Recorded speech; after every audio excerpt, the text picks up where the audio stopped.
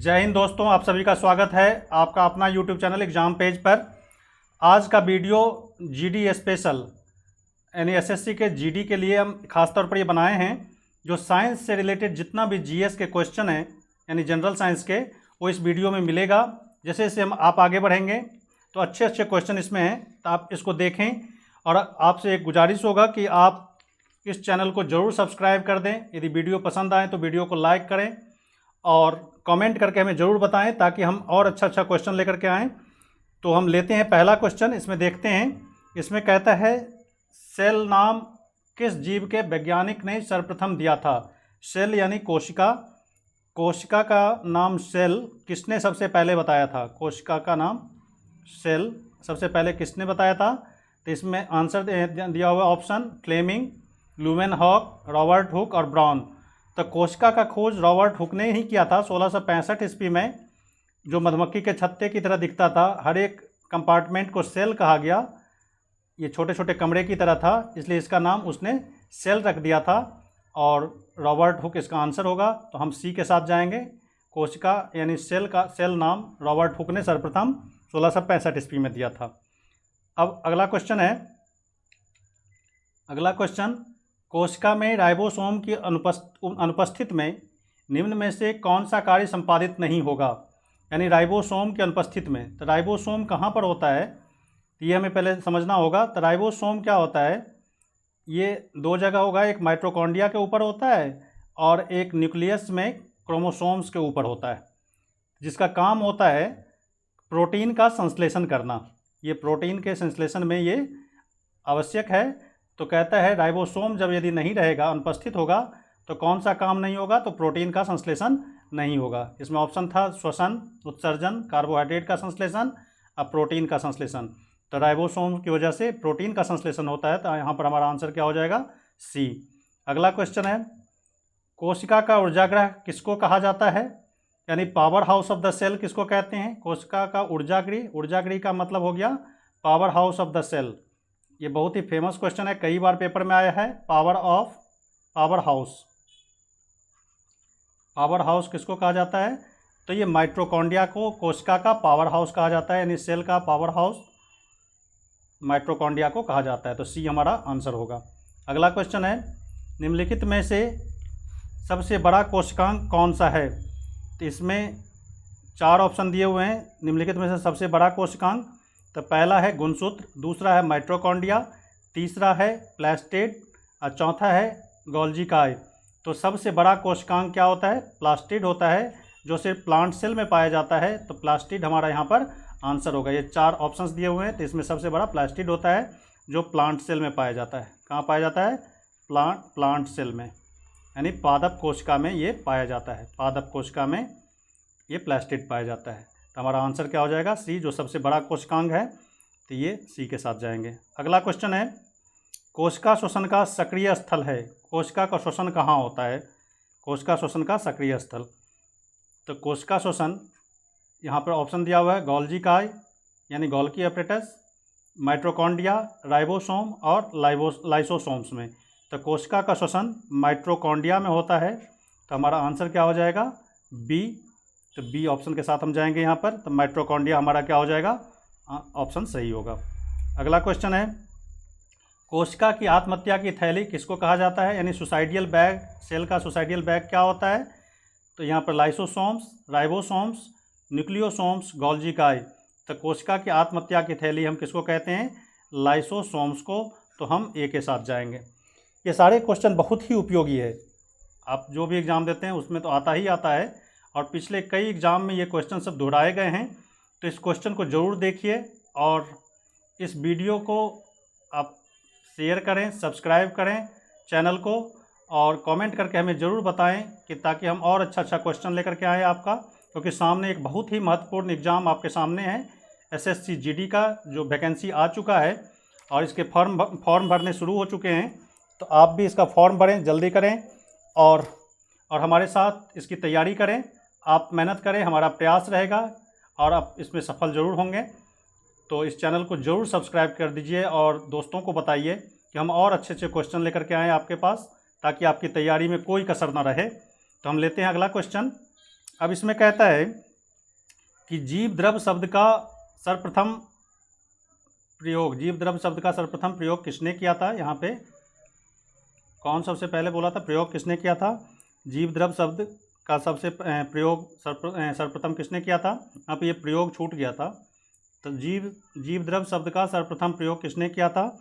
तो यहाँ पर ऑप्शन है हमारा डार्विन, पुरकुंजे, जॉन रे और हेसिंस। तो यहाँ पर हमारा आंसर होगा पुरकुंजे ने ही सबसे पहले जीव द्रव शब्द का यानी प्रोटोप्लाज्म का शब्द का इस्तेमाल किया था। तो जीव द्रव हमारा यहाँ पर आंसर सही होगा, तो पुरकुंजे यहाँ पर हम लिखेंगे। अगला क्वेश्चन है, डीएनए हेलिक्स का प्रारूप प्रस्तुत किया था। यानी डीएनए का जो प्रारूप है ये डबल हेलिक्स का होता है, डीएनए ऐसे कुछ। ये सबसे पहले किसने प्रारूप दिया था, ये डीएनए का ये पूछा जा रहा है कि ये प्रारूप, ये मॉडल किसने दिया था।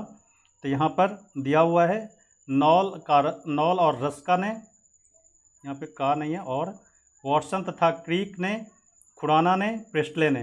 तो डीएनए हेलिक्स का जो प्रारूप दिया था वॉटसन और क्रीक नाम के 2 वैज्ञानिकों ने दिया था। तो हमारा आंसर क्या हो जाएगा, बी। तो डबल हेलिक्स का डीएनए हेलिक्स का मतलब डबल डीएनए का मॉडल किसने दिया था इस तरह का, इसको कहते हैं डबल हेलिक्स मॉडल। 2 तरह के रस्सी जैसे ऐसे लिपटे हुए होते हैं, इसको डबल हेलिक्स भी कहते हैं। डीएनए का प्रारूप डबल हेलिक्स का होता है। और आरएनए का जो होता है वो सिंगल हेलिक्स होता है, कुछ इस तरह का होता है, सिंगल हेलिक्स का। ये आरएनए का मॉडल होता है, ये डीएनए का होता है। यहाँ पे इसको भी समझ ले, आरएनए का और डीएनए का। तो इसको डीएनए का जो है मॉडल दिया था वो वॉटसन और क्रीक ने दिया था। अगला क्वेश्चन है पादपों में बना खाद्य पदार्थ पौधों के विभिन्न अंगों के द्वारा पहुंचाया जाता है। पादप जो खाद्य पदार्थ बनाता है पौधे के विभिन्न अंग में किसके द्वारा पहुंचाया जाता है। तो यहाँ पे आंसर है जाइलम, कार्टेक्स, फ्लोएम और पित्त। तो यहाँ पर खाद्य पदार्थ जो बनता है यानी प्रोडक्ट जो बनाता है पौधा अपने लिए, जो उत्पाद बनाता है वो फ्लोएम टिश्यू के द्वारा ये पादपों के अन्य अंग तक पहुँचाया जाता है। तो इसमें हमारा आंसर होगा फ्लोएम। जो पौधा के पत्ती जो बनाते हैं खाद्य पदार्थ वो पौधे के हर एक अंग तक फ्लोएम टिश्यू के द्वारा। तो जाइलम और फ्लोएम 2 परमानेंट टिश्यू होता है। तो फ्लोएम का काम होता है बने हुए खाद्य पदार्थों को पौधे के अलग अलग अंग तक पहुंचाना। तो ये इसमें हमारा आंसर क्या हो जाएगा, फ्लोएम। अब अगला क्वेश्चन है, वृक्षों की आयु वर्षों में निर्धारित की जाती है।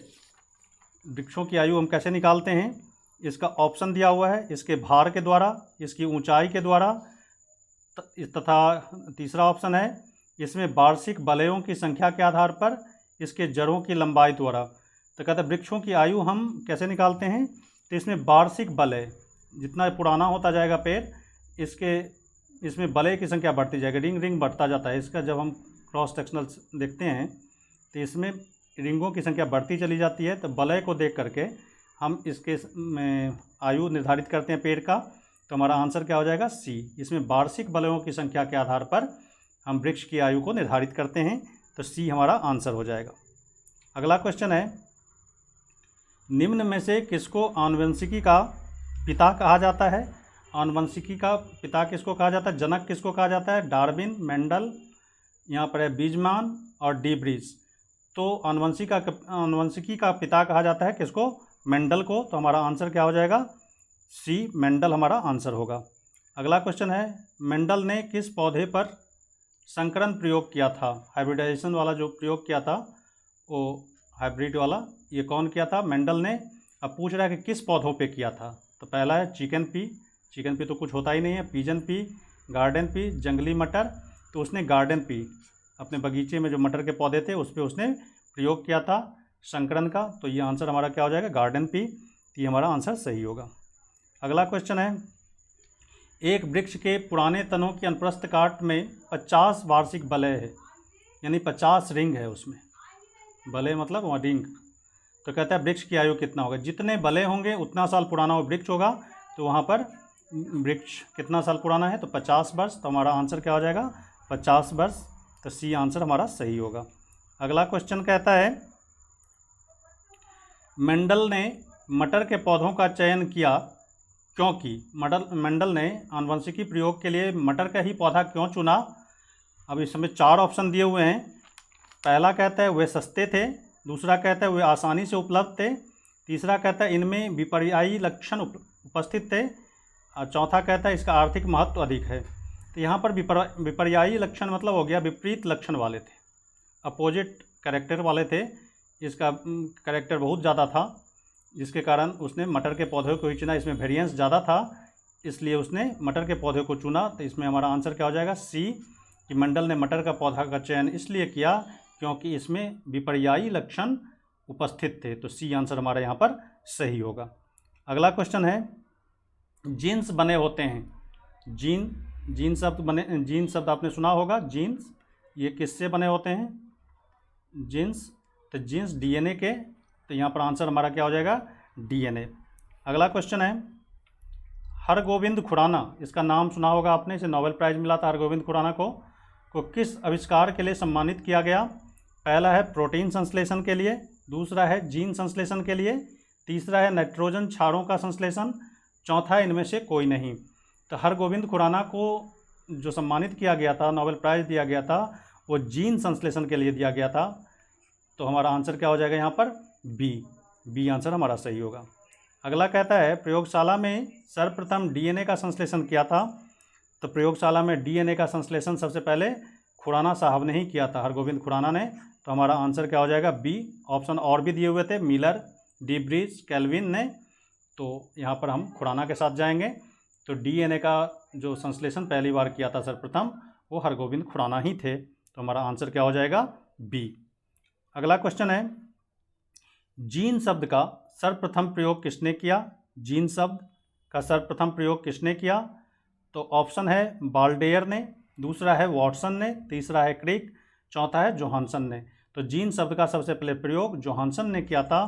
तो डी आंसर हमारा सही होगा, जोहानसन आपको सही लगाना है चिन्ह। तो अगला क्वेश्चन है, किसके द्वारा आनुवंशिकता के विज्ञान को आनुवंशिकी कहा गया। आनुवंशिकता के विज्ञान को आनुवंशिकी कहा गया, किसने कहा था आनुवंशिकता के विज्ञान को आनुवंशिकी। तो ऑप्शन है मेंडल, कॉरेंस, तीसरा है मूलर, चौथा है वॉटसन। तो वॉटसन ने आनुवंशिकता के विज्ञान को क्या कहा, आनुवंशिकी कहा। तो वॉटसन हमारा आंसर होगा। अगला है, आनुवंशिकी के उत्परिवर्तन होता है। आनुवंशिकी का उत्परिवर्तन होता है, पहला ऑप्शन है डीएनए, आरएनए, क्रोमोसोम और राइबोसोम। तो आनुवंशिकी का उत्परिवर्तन क्रोमोसोम में, तो यानी हमारा जीन जो होता है क्रोमोसोम पे ही होता है। ये न्यूक्लियस के अंदर होता है, कोशिका के अंदर, इसी पे पाउडर सा स्ट्रक्चर होता है, वही डीएनए जीन है। तो कोशिका का उत्परिवर्तन जो होता है कहाँ से होता है, क्रोमोसोम से। तो ये हमारा आंसर सी होगा। ये धागा जैसा स्ट्रक्चर होता है न्यूक्लियस के अंदर, यानी केंद्रक के अंदर, कोशिका के अंदर जो केंद्रक होता है, इसमें केंद्रक द्रव भरा होता है, लिक्विड जैसा चिपचिपा सा पदार्थ, इसको केंद्रक द्रव कहते हैं, या फिर इसको इंग्लिश में न्यूक्लियोप्लाज्म कहते हैं। ठीक है, अगला क्वेश्चन लेते हैं। इसमें कहता है, कौन सा कोशिकांग केवल पादप कोशिका में पाया जाता है। कौन सा कोशिकांग, कौन सा ऑर्गेनल पाया जाता है सिर्फ पादप कोशिका में ही। तो यहाँ पर ऑप्शन दिया हुआ है कोशिका भित्ति, दूसरा है लवक, तीसरा है रिक्तिकाएँ, उपरोक्त सभी। तो कोशिका भित्ति पादप कोशिका में ही पाया जाता है। लवक यानी प्लास्टिड्स, ये भी पादप कोशिका में ही है। रिक्तिकाएँ ये भी, यहाँ पर डी है उपरोक्त सभी। तो ये तीनों पादप कोशिका में ही पाया जाता है, पादप कोशिका में पाया जाता है। तो हमारा आंसर उपरोक्त सभी होगा। तो डी के साथ यहाँ पर जाना है, यानी लवक कहने का मतलब प्लास्टिड्स। अगला क्वेश्चन है, लाइसोसोम्स में पाए जाने वाला वह एंजाइम जिसमें जीव द्रव को घुला देने या नष्ट कर देने की क्षमता होती है। लाइसोसोम्स जो होता है कोशिका के अंदर में होता है, इसी को आत्महत्या की थैली कहते हैं। ये आत्महत्या की थैली कहते हैं, छोटे छोटे होते हैं। इसमें एक एंजाइम्स भरा हुआ होता है। जब सेल के अंदर कोई टॉक्सिक चीज़ बन जाए या कोई बाहरी चीज़ इसके अंदर आ जाए जो कोशिका को डैमेज कर सकता है, तो उससे बचने के लिए कोशिका को बचाने के लिए ये लाइसोसोम्स खुद को नष्ट कर लेता है। इसी वजह से इसको सुसाइडियल बैग कहते हैं। और इसके अंदर में जो एक एंजाइम्स भरा हुआ होता है वो पूरे सेल में फैल जाता है और उसको सेल को डैमेज होने से बचा लेता है।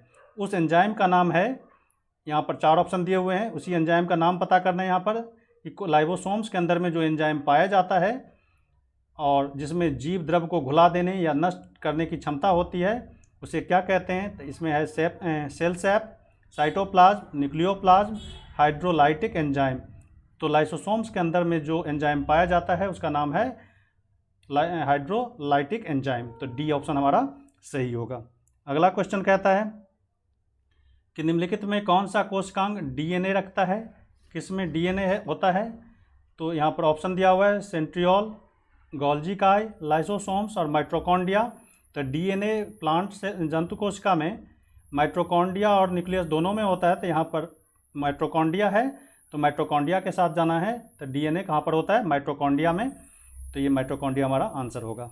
अगला क्वेश्चन है जीव द्रव जीवन के भौतिक आधार है, यह किसका कथन है। तो यहाँ पर ऑप्शन दिया हुआ है हेनरी का, लेमार्क, हेक्सले और ट्रेविरेनस।